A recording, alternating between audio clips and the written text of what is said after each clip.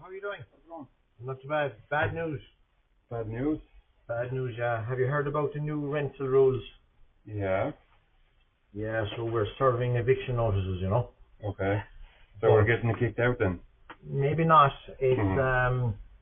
it's just the new rules are coming in on the 1st of March, right? Yeah. And like our view is that they're very unfavourable to the landlord, So we think it's probably better just to sell up and get out, Mm. But we're giving ourselves the option, like today we're only giving ourselves the option that we can do that, But I'll tell you, we don't know how it's going to pan out over the next fortnight, we'll say, right? Yeah.